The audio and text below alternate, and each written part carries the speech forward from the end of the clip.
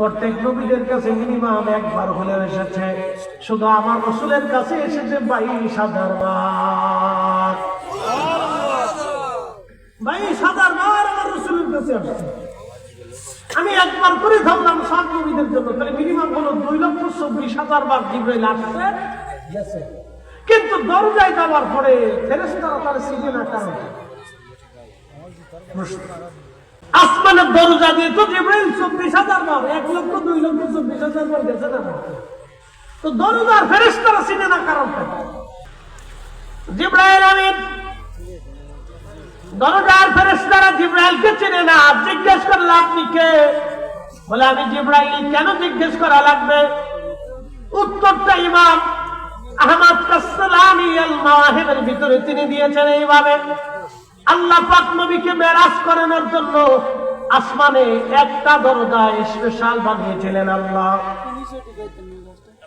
এই দরজা দিয়ে কেউ কোনোদিন যায় নাই, কেউ কোনোদিন যাবে না, কেউ কোনোদিন যায় নাই, কেউ কোনোদিন যাবে না। শুধু একবারই নবী গেছেন, নবী আসছেন এই দরজা দিয়া। আর কারো যাওয়ার অনুমতি নাই, কারো আসারও অনুমতি নাই। শুধু নবী একবার গেছেন, এই একবারই নবী আসছেন। শুধু একবার রাসূলকে দেওয়ার জন্য আল্লাহ আসমানে একটা দরজা স্পেশাল বানিয়ে রাখছে। একবার একবার জোরে বলা যাবে কি আল্লাহু আকবার। কাজী নজরুল এই জন্য সুন্দর করে লিখেছিলেন, ভুবনের প্রিয় মুহাম্মদ এলো রে দুনিয়ায়, রে সাগর আকাশ বাতাস দেখবি যদি আয়। প্রথম আসমান, দ্বিতীয়, তৃতীয়, চতুর্থ, পঞ্চম, সপ্তম আসমানে চলে গেলেন।